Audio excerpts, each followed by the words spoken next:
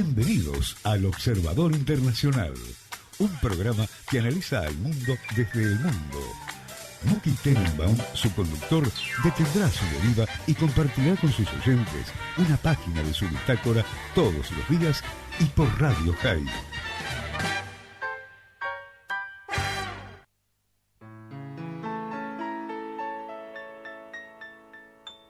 Ne me quittez pas, il faut oublier, tout peut s'oublier. Buenos días, Muki, a todos los que nos escuchan. ¿Cómo estás? Buenos días, llamando hoy desde un teléfono porque, como si el programa se hace desde el extranjero y en general usamos Skype, hoy Skype no está andando bien, así que se escuchará un poquito peor hoy, pero esperemos que lo que tengamos para decir se entienda, ¿no? Se te escucha como resfriado nada más, Muki. No estoy resfriado. No, pero el sonido es como si estuviese resfriado nada más. No, y no le digas que soy un poquito hipocondríaco, que enseguida veo. Vamos a empezar el programa de hoy con lo que se está convirtiendo en el ataque islámico del día. Todos los días, la verdad, uno escucha sobre nuevos ataques del islamismo, de ISIS. Este es el que ocurrió en Yakarta, en Indonesia, hace un par de horas. Se sabe por ahora 7 muertos y 15 heridos, pero probablemente el número va a seguir subiendo. Todavía no hay confirmación del gobierno de Indonesia que se trate de ISIS, pero bueno, a esta altura y con la repetición que vemos todo el tiempo, yo creo que es simplemente un tema de forma ya. Indonesia, para el que no conoce, es el país con más población musulmana del mundo. Ah, mira. Tiene 300 millones de musulmanes, pero es un país de un islam tradicionalmente muy moderado. Indonesia, como recuerdan ayer lo mencionamos justamente, fue una colonia holandesa, y luego de su independencia tuvo un gobierno comunista, un señor llamado Sukarno, que fue derribado en un golpe de Estado, probablemente promocionado por la CIA. En esa época, estamos hablando de los años 60, y tomó otra persona con un nombre parecido que se llamaba General Suharto. Desde el año 89, 90, Indonesia se convierte en un país democrático y de hecho tiene elecciones, tuvo varios presidentes. Lo especial de este hombre que yo les contaba antes, de Suharto, no de Sukarno, es decir, de general es que él implementa un sistema islámico estatal extremadamente moderado, casi secular. Y tomemos en cuenta que Indonesia son muchísimas islas, son varios miles de islas. El nombre Indonesia se lo ponen, por supuesto, desde afuera, y la población es una población parecida a la de Malasia, los Buiputras, con una vez más una minoría china bastante importante, pero a diferencia de Malasia, integrada en el sistema económico y sin exigencias localistas como la de Malasia, donde, recuerden ustedes, comentábamos que el 51% de toda sociedad anónima tiene que estar en los accionistas tienen que ser bumiputras o locales, y los chinos no podían serlo. Y en Indonesia tiene una cocina muy rica. La cocina indonesia, yo no sé si alguno de ustedes probaron. En la Argentina, no sé si hay un restaurante indonesio. En Ámsterdam los hay muchos, porque muchos de ellos se fueron a vivir a Holanda, de los que vivían en Indonesia. Y es el plato nacional de ellos, tiene un nombre holandés que es rijsttafel, o que quiere decir mesa de arroz. Y son muchos platitos, ¿sí?, con distintos tipos de comida, pollo, arroz, por supuesto, mucho. Tienen una banana frita muy parecida a la que se toma en la Argentina cuando uno come la suprema de pollo, la Maryland, que se llama nasi goreng, que es muy, muy rica. La verdad que cada vez que voy a Ámsterdam, Holanda no es exactamente conocida por la calidad de su cocina, así que voy seguido a comer a restaurantes indonesios. Indonesia tuvo un conflicto importante con una guerra civil muy fuerte, y la guerra se trataba de tiene dos enclaves no musulmanes. Uno es bastante conocido, que es Bali, el lugar donde mucha gente va de vacaciones. Bali es hinduista, no son musulmanes ahí, y el otro era Timor del Este. Timor del Este es una república que ahora existe después que se llegó a un acuerdo con Indonesia, pero cristiana, y es el único enclave cristiano ahí, digamos que cerca de ahí el único país cristiano que está cerca, digamos, es Filipinas, pero todo lo demás es islámico, o bueno, como sabemos, hinduistas o budistas, y bueno, y está en Asia, ¿no? La capital es Yakarta. Tiene una compañía aérea llegó a ser una compañía aérea muy importante, se llamaba Garuda, que hacía vuelos a muchos lugares del mundo, no llegó a la Argentina, y realmente las relaciones entre Indonesia y Argentina prácticamente no existen. Tiene una relación, en teoría no tiene relaciones diplomáticas con Israel, pero hay mucha cooperación entre los países. Otra vez más, siendo este un país musulmán muy moderado. Tiene dentro de la gente de ellos, que hay por supuesto grupos islámicos radicales, y de hecho el jefe espiritual fue condenado a muerte y ejecutado hace unos 5 años, causando bastantes problemas. Tiene lo que más exporta es petróleo, y de hecho cuando el petróleo estaba, no como ahora 29, estaba a 100, a Indonesia iba muy bien, y la rupia de Indonesia, la moneda local, estaba muy fuerte. Ahora están por pasar una crisis grande, y tenemos en cuenta que son 300 millones de personas, que si las cosas no van a andar bien, bueno, se va a complicar. Pero eso tenía que ver solamente con la noticia de hoy, y el tema que hoy quería hablar yo es, algo que está relacionado con lo que estamos viendo, que es la crisis económica en ciernes, que todos la seguimos con la bajada del precio del petróleo, por un lado, y por el otro, con las bolsas cayendo y con una gran cantidad de deuda acumulada en estos años de interés cero, que está por explotar, según muchos de los expertos. Y bueno, ¿y dónde se refugia la gente en situaciones de crisis? Bueno, se refugia en las monedas más seguras, o por lo menos percibidas como más seguras, que son 4: el dólar, el euro, el franco suizo y el yen japonés. Pero no todos hacen eso, muchos se refugian en el oro. Y hoy vamos a hablar del oro, ¿sí?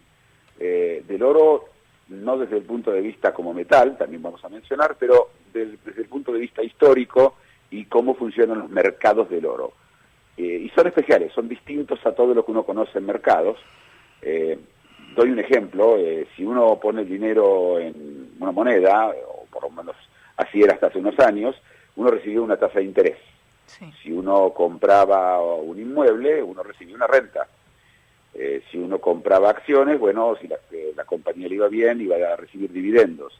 Es decir, las inversiones tenían, frente a la inversión hay siempre una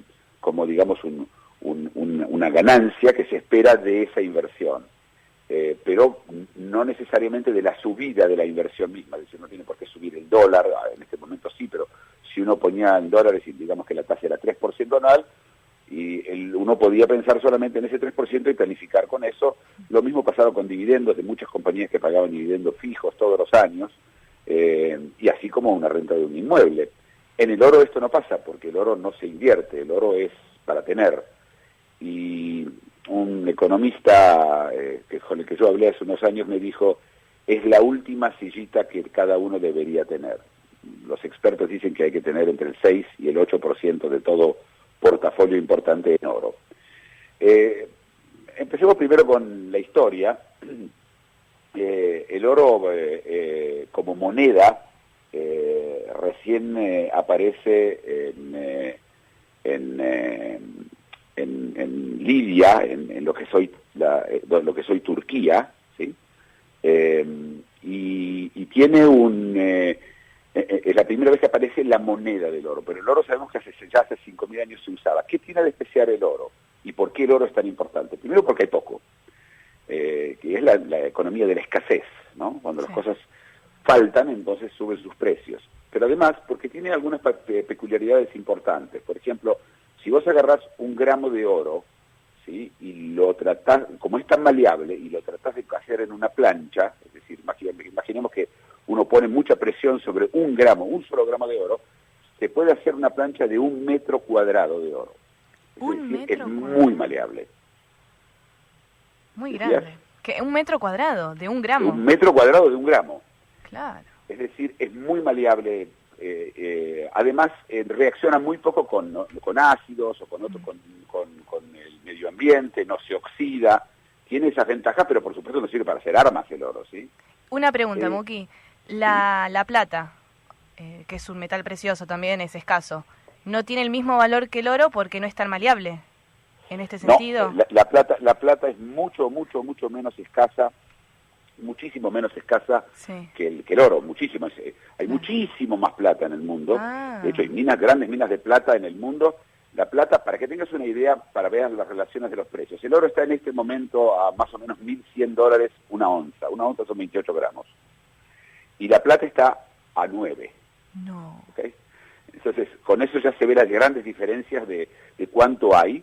Sí. La plata llegó a valer bastante más, pero nunca se acercó ni un poco al oro. El único metal que se acercaba al oro es el platino, pero es importante de entender de que la gran mayoría del oro que hay en la Tierra está en el centro de la Tierra. De hecho, los geólogos saben que el centro de la Tierra gran parte es oro, pero no se puede llegar. Otro lugar donde hay oro es en el mar. De hecho, se trató de sacar el oro del mar, pero es tan costoso que cuesta más caro que el oro mismo. Suponemos que si el oro mañana estaría, por decir algo, a $10.000 la onza, quizás sacarlo del mar sería más posible, ¿no? Claro. Para que tengamos una idea, el oro, las minas de oro dan hoy más o menos 2.800 toneladas por año, y los grandes países productores de oro son China y Rusia. Hasta el año 2006 lo fue Sudáfrica. Sudáfrica era conocida por su oro. De hecho, la moneda de oro de ellos, el Krugerrand, era la moneda de oro a comprar para invertir. El oro, desde ese punto de vista, hay poco, ¿sí? 2.800 toneladas es muy poco. Para que tengas una idea, Warren Buffett dice de que con todo el oro del mundo se puede llenar simplemente una pileta de 20 por 20 y no más. Claro. Si es verdad o no es verdad, no se sabe, porque realmente no se sabe cuánto oro hay. Hay estimaciones, pero no se sabe. El oro estuvo detrás de fiebres del oro, es decir, de la búsqueda del oro. Nosotros sabemos muy bien que los españoles buscaban El Dorado, esa mítica ciudad que iba a tener todo oro, ¿no? que iba a estar llena de oro, que las calles estaban asfaltadas con oro, según lo que decía la leyenda. Y bueno, ese fue el motivo que se metieron, por ejemplo, en el Río de la Plata, que fueron a buscar en Colombia. Esos fueron los grandes exploradores que buscaron oro. Y en Sudamérica no hay tanto oro, esta es la verdad. El oro, como les dije antes, está más en Rusia, en China y en Sudáfrica, donde lo hay mucho. Sabemos lo de la fiebre del oro en California, que básicamente el estado de California era un lugar alejado que no iba nadie. Pero cuando se enteraron de que había oro, bueno, esto creó básicamente las bases de lo que hoy es el estado de California, llenos de personas que venían a buscar oro y tratar de encontrar oro y, bueno, hacerse finalmente rico, ¿no? Después otro gran movimiento también de oro fue a Alaska. También allá fueron a buscar oro en Alaska, y Alaska también se desarrolló por eso, aunque Alaska hoy, por supuesto, es mucho más conocida por el petróleo y por el turismo, y California, por supuesto, por Hollywood, que es el clima que tiene especial California, en el que llueve muy poco, que por eso se podían hacer películas. Una de las cosas que la gente no sabe, por qué se fueron a California a hacer películas. Bueno, el motivo es que en Los Ángeles llueve 10 días por año, entonces para hacer una película es mucho más fácil ir a California. Pero ¿qué te parece si nos vamos a la primera canción? Dale, sí. Y después seguimos hablando de que no todo lo que brilla es oro. Muki Tenenbaum es el observador internacional. De lunes a viernes recorre con sus análisis y reseñas los aconteceres y devenires del mundo, en exclusiva para Radio High El Observador Internacional, de lunes a viernes, por Radio High. Un espacio en el cual Muki Tenenbaum, desde algún lugar en el planeta, analiza las realidades y desafíos del mundo contemporáneo.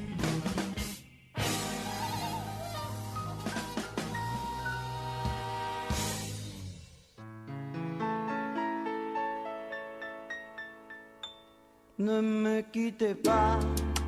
Qué versión relajada que acabamos de escuchar. ¿De quién es? Bueno, esta es Marianne Faithfull. Marianne Faithfull, primero que la canción está escrita por Mick Jagger, que fue su pareja.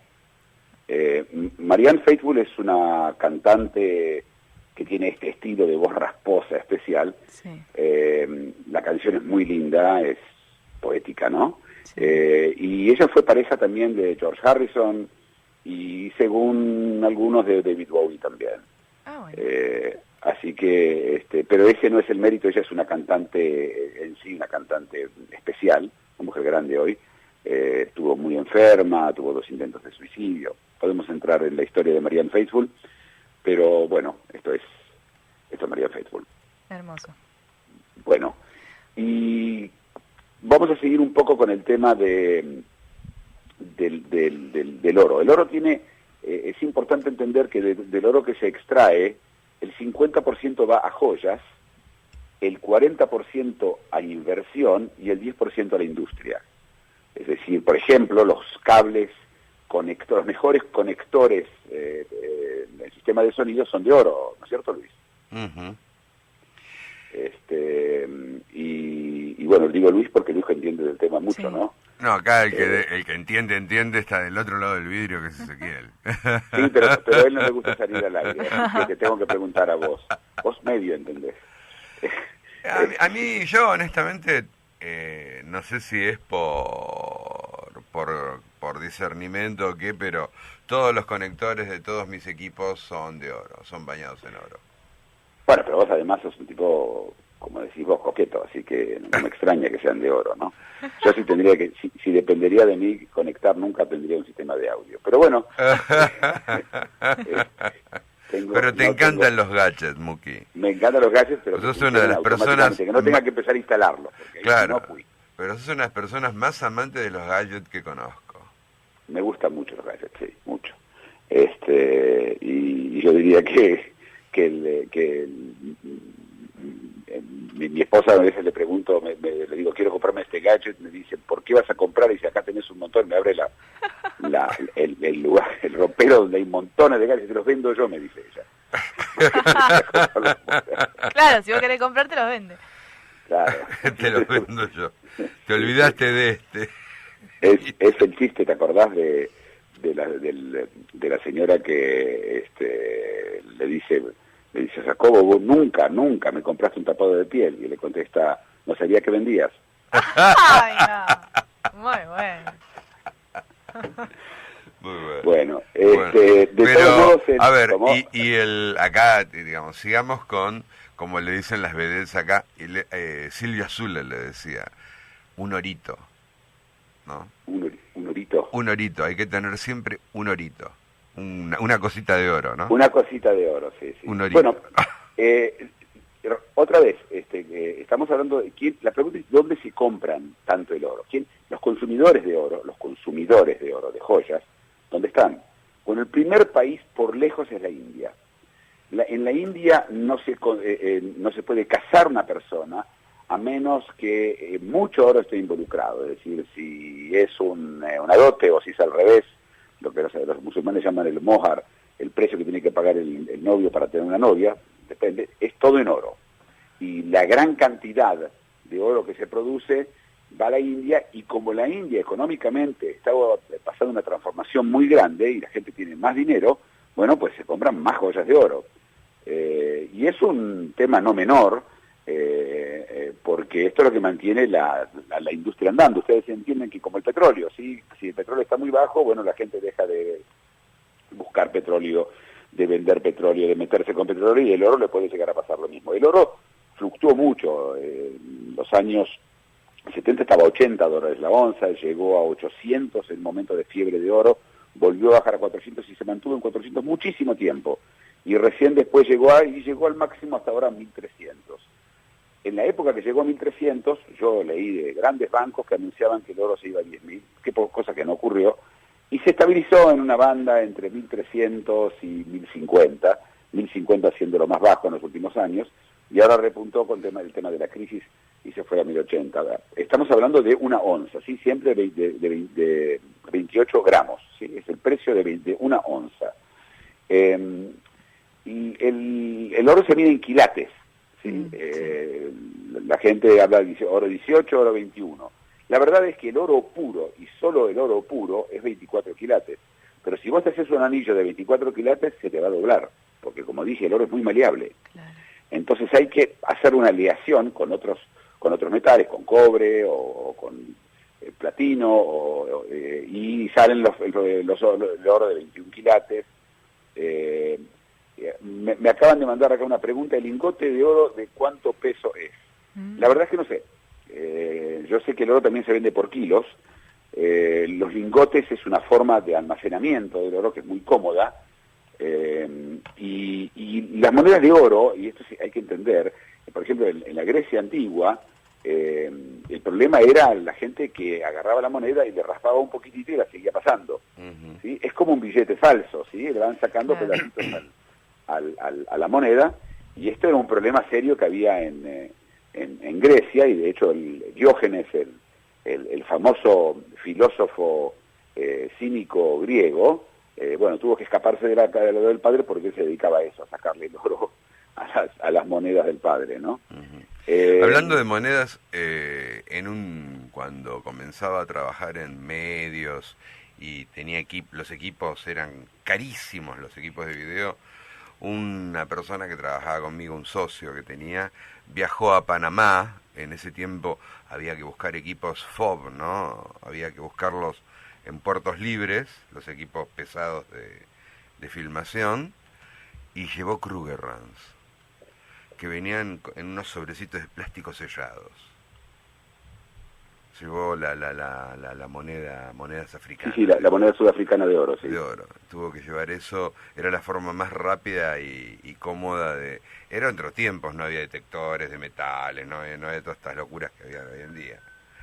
Y viajó con eso, me acuerdo. Y eran unos objetos hermosísimos. Entonces, es un objeto muy lindo, sí, sí. Provocaba deseo, y había que dejarlo en el envase de plástico. Nos decían que no tocáramos ese blister porque perdía su valor si tocábamos el blister. ¿Si lo tocaban? No teníamos que sacar la moneda del blister, eso Mirá. es lo que nos habían dicho. No sé si era verdad o mentira, lo mandamos tal cual era, lo tocamos, Por las dudas. no hicimos nada de eso. Y lo mirábamos como un objeto de veneración. En un momento, me acuerdo que estábamos en el estudio y no podíamos dejar de ver esas hermosas monedas de oro, ¿no? Muki, Sí. en cuanto al oro, ¿no? Como material, ¿es el gramo de oro, es el más caro de todos los otros en el mundo? No. De hecho, hasta hace poco el platino era más caro. Durante muchísimos años el platino era más caro. Más caro aún era el iridio, un metal raro. Y hay elementos que son más caros, es decir, más caros por gramo. Si estamos diciendo $1.100, bueno, sí. En un momento el platino llegó a estar a $1.300, $1.400 el gramo. El iridio también llegó a estar a 2.000.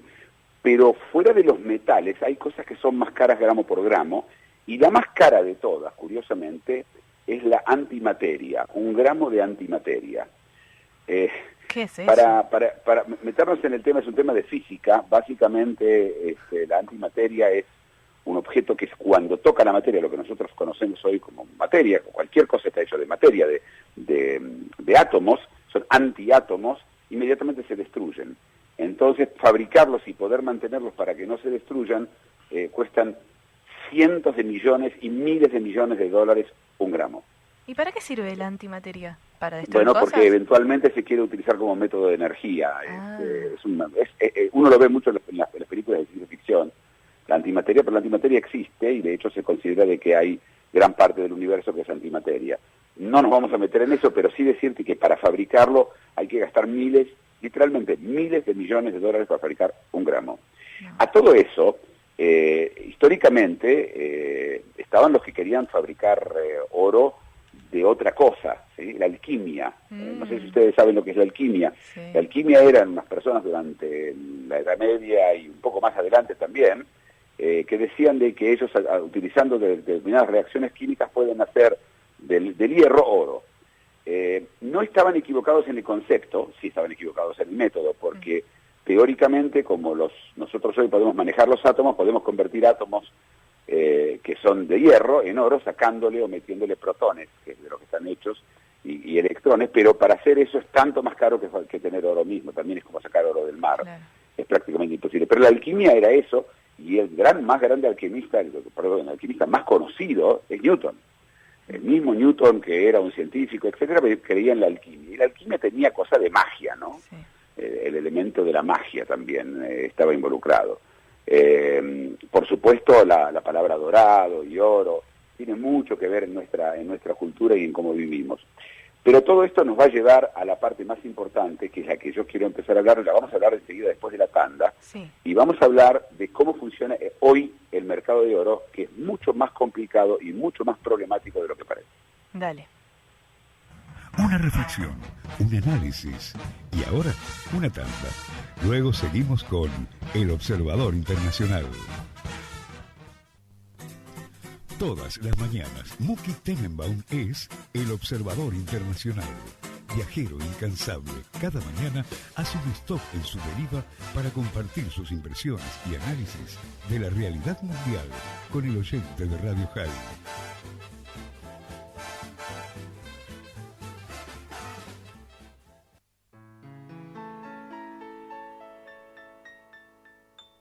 Ne me quittez pas, il faut oublier, tout peut s'oublier.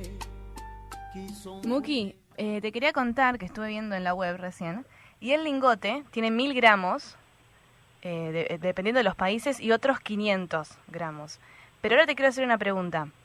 Sí. Yo he visto en películas que la gente cuando recibe oro o algo lo muerde. ¿Para qué es eso? O sea, ¿tiene sentido morderlo o Claro, porque si es maleable o no. Ah, con morderlo. Vos lo mordés, sí. va a ceder. Si claro. Es cualquier otro metal, no. Se queda duro. Claro. Ah, es cierto, entonces. Pensé que era algo de las películas yo.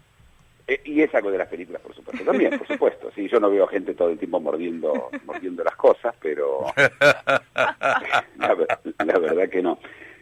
Recordemos que el oro viene en realidad, ¿no? Si alguien lo muerde, decía, sí, es una hamburguesa legítima. es un gefilte legítimo. Vos sabés que McDonald's en los años 70 tenía una promoción de esas raspaditas, y en una de ellas era ganar como 1000 kilos de oro, una barbaridad. Así que, bueno, y se llaman los arcos dorados, ¿no? Claro. Así es. Sí, el oro tiene muy buena prensa en todos lados, ¿sí?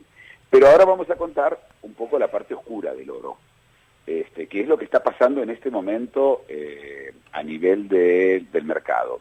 Resulta que el oro se podría comprar y vender, pero es un elemento que hay que empezar a llevarlo y traerlo, ¿sí? Es decir, yo para vender, comprar un lingote de oro, tengo que sacarlo de la caja, además de las posibilidades de que me asalten o que me roben o que pase algo, y entregárselo a la otra persona, y bueno, eso es un cambio muy difícil de hacer. Aparecen las monedas de oro para darle un poco más de movimiento, pero en el mercado, me refiero al mercado de acciones, el mercado de commodities, bueno, ahí las cosas no son con papeles, es decir, básicamente hay un certificado que es un certificado que certifica que es equivalente, por decir algo, a 1000 gramos o 1000 onzas de oro, ¿sí? Esos certificados al principio eran certificados de 1 a 1, y acá primero voy a contar lo del patrón oro. Hasta el año 48, en el mundo, el dólar especialmente, las monedas, iban pegadas al oro, es decir, se emitía suficiente moneda según la cantidad de oro que tenga el país como reserva. Claro. Desde el año 48, de Bretton Woods, cambió las cosas, y el último que se fue del patrón oro, se fueron todas las monedas, fue el franco suizo en el año 2000. Y empezó a crearse una economía de la economía, es decir, una economía derivada de otra cosa. Entonces el papel que representa una cantidad determinada de onzas, tenía que tener las onzas atrás, es decir, yo tengo el oro en mi caja fuerte, soy banco, ¿sí? tengo por decir 10 lingotes, entonces se sacaba 10 certificados de un lingote cada uno y los vendía como papeles y los papeles iban dando vueltas y si alguna vez alguien quería el oro, bueno, venía al banco, se lo llevaba, ¿sí? Sí. Pero luego empezó a existir lo que se llama el certificado flotante. Y eso quiere decir que no tengo que tener el oro, sino que tengo que tener algo que eventualmente pueda con eso comprar oro. Y básicamente hay mucho más certificados de oro de lo que hay oro. Eso quiere decir que el que está invirtiendo en oro y invierte en un certificado está jugando a lo que se llama las sillas musicales, ¿no? ¿Recuerdan el juego ese? ¿Lo conoces, Tati? Sí. ¿Cómo es? Ah, no sé por el nombre. Las sillas musicales es, digamos, hay 5 sillas y 6 personas que hay música y ellos van corriendo alrededor. Sí, el juego Cuando de las para la sillas. música, se tiene que sentar y uno se queda parado. Sí, sí, sí. Sí, lo conozco. En esto pasaría lo mismo, es decir, si en algún momento se corta la música, muchos se van a quedar parados con un Claro. papelito. Sí, sí. Es por eso que el oro físico, mucha gente que decide invertir en oro tiene oro físico, no en su casa, en el banco mismo, es decir, en la caja del banco. Sí. Para dar un ejemplo, en Suiza hay una pileta de natación, básicamente, llena de oro, en el que cada banco tiene un pedazo, ¿sí? Y si una persona quiere tener oro, bueno, tiene ese pedazo de oro físico. Claro. El problema del pedazo de oro físico es que no se puede ni comprar ni vender, es decir, a menos que uno se lo lleve y vaya al mercado con el oro, ¿sí? Sí. Pero la verdad es que entonces para poder apostarle al oro existen entonces estos papeles. Pero de estos papeles se derivó algo nuevo y es el concepto, y es, bueno, no nuevo, sino que se usa en muchas cosas, que es el futuro. ¿Qué es el futuro? El futuro quiere decir que yo creo que el oro va a subir, ¿sí? Y vos creés que el oro va a bajar. Entonces lo que hacemos es un acuerdo que dentro de un año yo te compro el oro a un precio determinado. Si yo tuve razón y el oro subió, lo compré barato. Si yo no tuve razón, lo compré caro. Eso es un futuro. A esto se le agregó una complicación más, que son las opciones.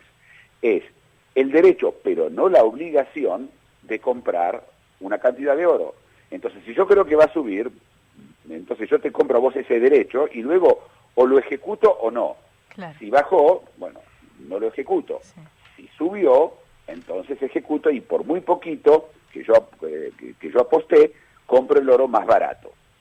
Esto es, y esto realmente no es para un programa de radio de 15 minutos, ni de 1 hora, ni de varias horas, porque es la explicación de cómo funciona el mercado en general. Pero para que entendamos, acá es un tema casi llega a la abstracción, ¿sí? Es decir, es como de hablar de la diferencia entre la verdad y una milanesa. ¿Sí? La milanesa uno come, la verdad es un concepto, y hay milanesas verdaderas y no verdaderas. En el oro está pasando algo parecido. El problema es que mientras todo funciona, mientras la música sigue andando, no importa la cantidad de sillas que hay. ¿Por qué no te pensás sentar? Todo el tiempo vas a estar con la música dando vueltas. El problema es que frente a la crisis que estamos pasando, puede ser que en algún momento alguien venga y diga, señor, deme el oro. Y si eso pasa como con los bancos. ¿Se acuerda de las corridas a los bancos? Los bancos tienen mucho menos dinero en el mercado, tienen mucho menos dinero en el mercado de lo que tiene el banco para entregar. Es decir, si hay una corrida a un banco, el banco no puede pagar todo porque el dinero está prestado. Sí. Entonces hay seguros contra eso. El oro no tiene ningún seguro. Es decir, si esto llega a pasar, mucha gente la va a pasar muy mal, porque esos papelitos no se van a poder directamente cambiar por algo y van a valer nada. ¿Por nada se pueden cambiar? ¿Ni siquiera por plata, por dólar o algo así? No, pero el problema es ¿quién te va a comprar un papelito que atrás no tiene nada? Es como claro. ¿Qué vos compras? Imagínate que yo hago un contrato con alguien para trabajar por un año y esa persona se muere.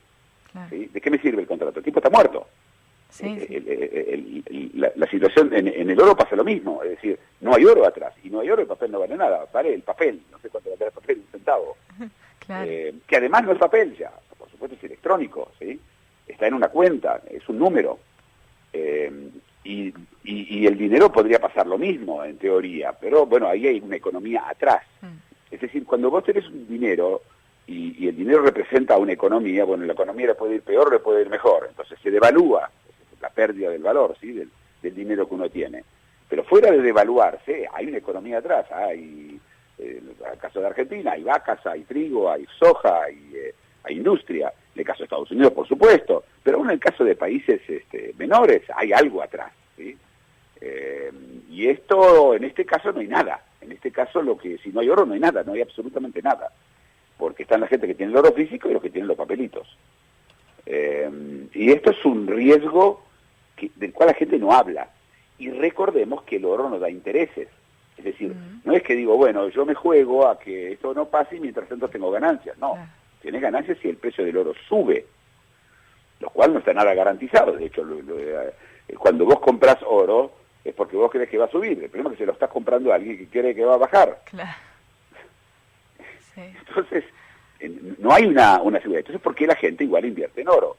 Bueno, muchos por ignorancia, y otra parte es porque es parte de un portafolio de inversión, y la verdad es que la gran mayoría de la gente no maneja sus portafolios de inversión. Estamos hablando de las grandes fortunas, ¿sí? Sí.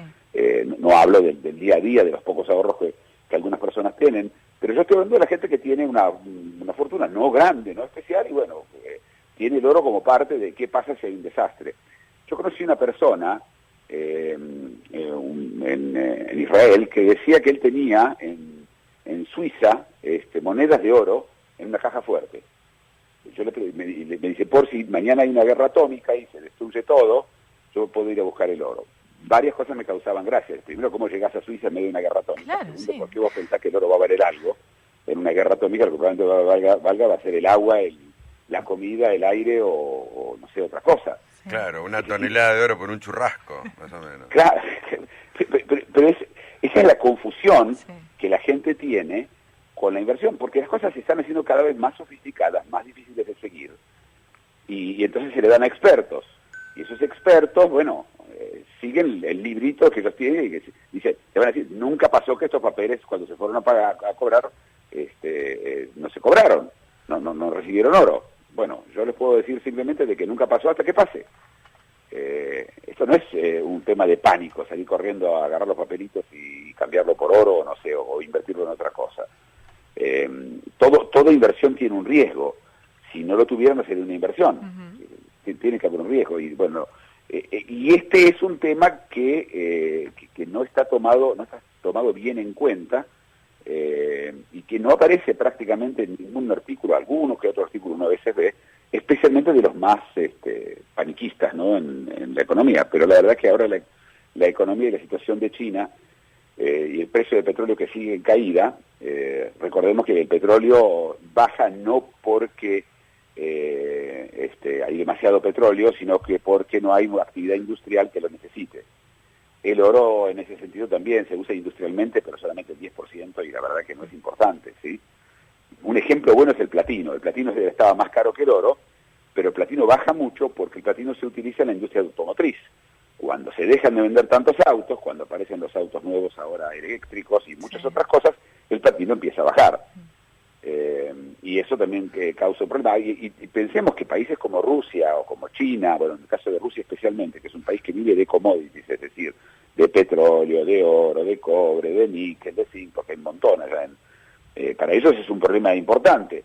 En el caso de Mongolia, por ejemplo, que solamente tiene commodities, es un desastre. Chile, por ejemplo, es un buen ejemplo con el cobre. Chile vive, gran parte de su economía está basada en el cobre, pero el precio del cobre también se derrumba, y bueno, esto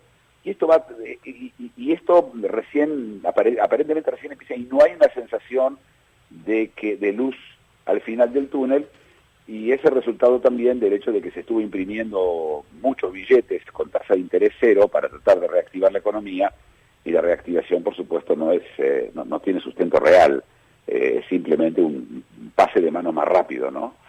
¿Qué les parece si vamos a nuestra última canción? Sí. Y después vamos a pasar a otro tema totalmente distinto. Dale. De lunes a viernes, Muki Tenenbaum es el observador internacional.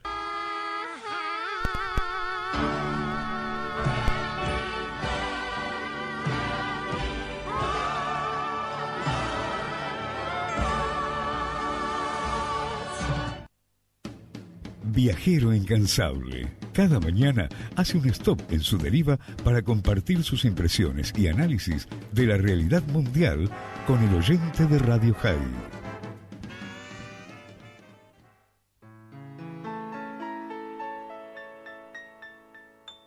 Ne me quitte pas, il faut oublier. Noches de verano, ¿no? Sería. Así es. Qué lindo tema. John Travolta y Olivia Newton-John Me encanta. en Grease, ¿sí? ese famoso musical que se hizo película y que fue y que sigue siendo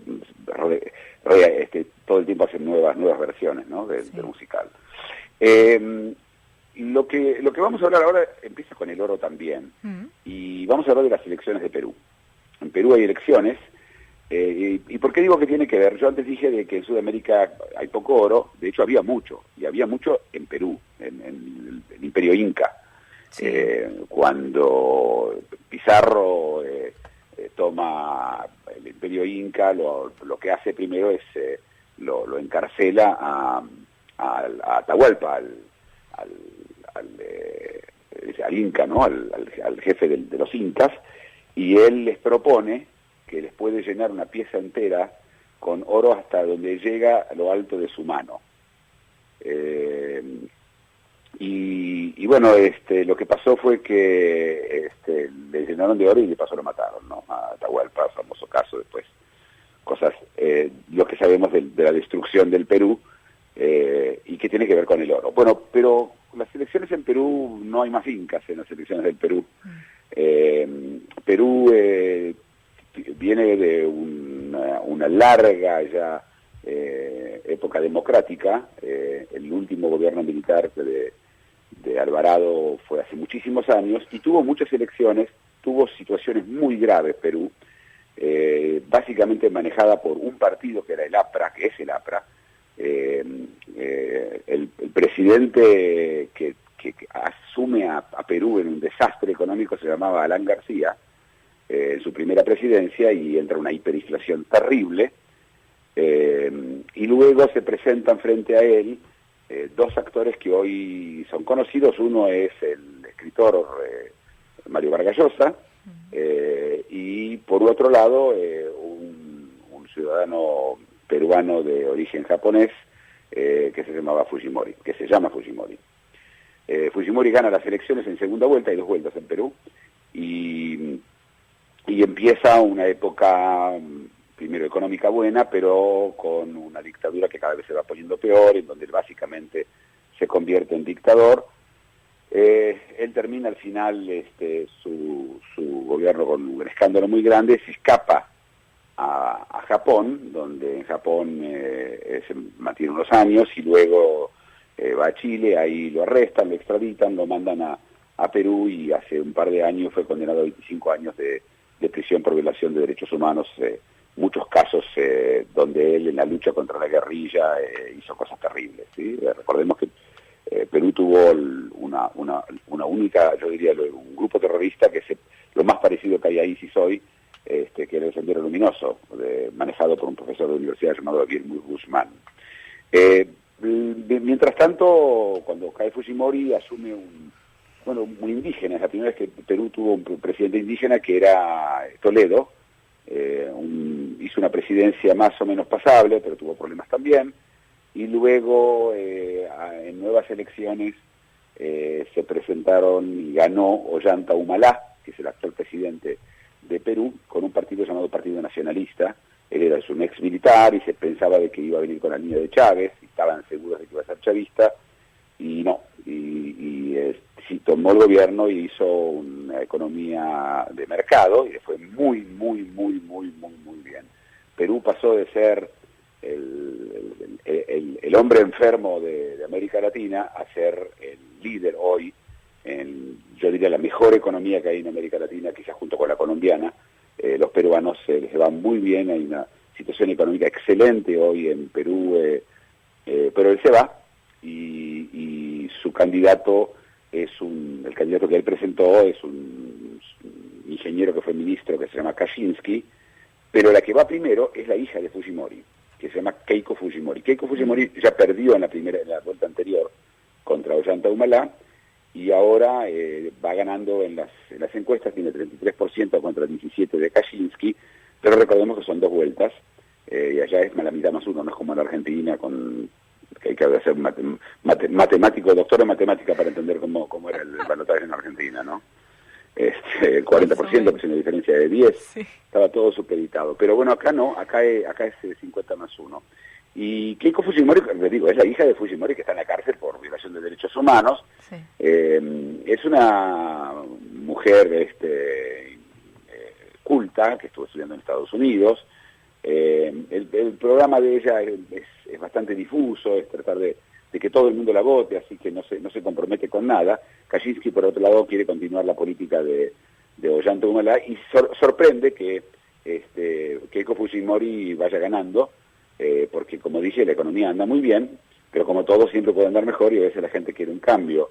Lo interesante es que Alan García, ese que hizo el desastre, volvió a presentarse de presidente en su momento, ganó de vuelta y hizo una buena presidencia, la segunda. Eso es interesante, ¿no? Además había engordado muchísimo, había pasado de un ser hombre muy flaco a un tipo muy gordo, que fisonómicamente parecía que realmente era un presidente distinto.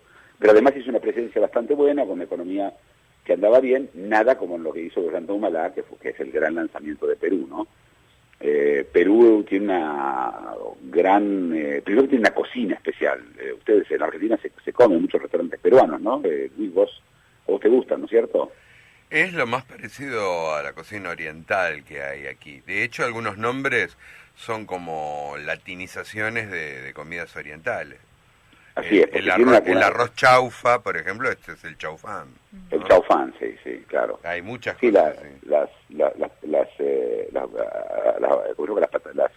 papas a la huancaína, sí, tienen muchas cosas que son únicas en cuanto a y aparte a la cocina, y hoy están considerados los grandes chefs del mundo. No, y la belleza visual de lo que llama la cocina Nikkei, ¿no? O sea, realmente, inclusive uno se queda impactado en una mesa Nikkei por los colores, las morfologías, los diseños.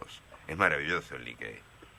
Bueno, Perú es un gran exportador de harina de pescado, que es el gran consumidor de Japón. La harina de pescado es básicamente pescado que se reseca y luego se convierte en harina, que es pura proteína, ¿no? Un poco de grasa también.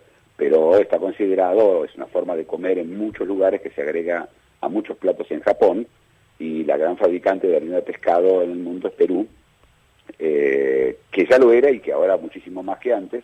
Tiene petróleo también Perú, no mucho, pero tiene, es suficiente como para autoabastecerse. Tiene tres conflictos importantes.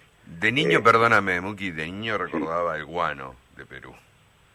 Bueno, el guano, sí, pero después el guano vino de las islas del Pacífico, ¿no? El guano, recordemos, es el estericol de las que dejan las aves y se va juntando y que después se usa como fertilizante, y a veces como método de energía un poco caro, pero el guano se acaba porque cuando desaparecen los pájaros, cuando no alcanza, pero es interesante que es un abono, ¿sí? El guano. Y bueno, y Perú hoy tiene tres conflictos básicos. Limita con tres países, Perú, Chile, Bolivia y Ecuador. Con Chile tiene un conflicto grave, importante, serio, que tiene que ver más con el mar que con la tierra. Chile se quedó con un pedacito de Perú en una de las tantas guerras que hubo por la zona, en la que Bolivia perdió su salida al mar. Todo eso, Chile y Bolivia no tienen relaciones diplomáticas y no la tienen desde el siglo XIX, raro, dos países que están en la UNASUR, que están en todos lados, pero no tienen relaciones diplomáticas. Perú con Ecuador tuvieron una guerra, no sé si recuerdan, no hace mucho. Dos guerras, sí. Dos guerras. Es un país belicoso Perú, ahora que uno lo evoca. Bueno, uno puede pensar que es un país belicoso, también uno puede pensar también que Chile es un país belicoso, y la pregunta es si estuvieron en las guerras porque querían o porque los arrastraban. Pero bueno, Sudamérica tiene muchas historias de esas, tiene un problema serio también con Bolivia, de límites, pero especialmente la gran historia ahora fuera de Ecuador es el tema de Chile. Y todo esto está en arbitrajes internacionales. Chile perdió el arbitraje, y ahora hay toda una historia de cómo se va a implementar. Y bueno, Perú además, Argentina está llena de inmigrantes peruanos, y estas elecciones prometen ser, como creo que es la diáspora más importante de Perú es Argentina, y lo que promete ser las elecciones se las va a ver y se las va a sentir en Argentina como se sintieron las uruguayas, ¿no? Pero más todavía, porque hay muchos más peruanos, y de hecho hay mucha gente hoy que se vuelve de Argentina a Perú. Era muy común de que la gente vino a trabajar a la Argentina de cualquier cosa, ¿sí? Contadores eran mujeres de domésticas, ayuda doméstica, es decir, gente profesional que no tenía trabajo en Perú y ahora están volviendo hacia Perú. Así que, bueno, esta es la historia de Perú. Son las 10, ¿no? Son las 10, sí. Son las 10. Mira cómo se pasa siempre el programa radio. Mañana tenemos solamente temas chicos. Sí, es viernes. Mañana tenemos temas, sí, todos bastante divertidos. Es viernes, ¿no? Sí. ¿Cómo? Mañana solamente temas chicos. Podemos contar cuentitos de niños. Mañana, sí. Chistes de animalitos. Bueno, saludos entonces a todos los oyentes y mañana escucharnos, como siempre, en Radio High. Y nos pueden escuchar también por nuestro Facebook, El Observador Internacional, más tarde, cuando quieran. Cuando quieran. Así es. Hasta mañana, Chao, Muki, y hasta mañana a todos los que nos escuchan. Hasta mañana, Luis. Chao. Hasta mañana, Muki. Hasta mañana, oyentes. En 23 horas regresa El Observador Nacional.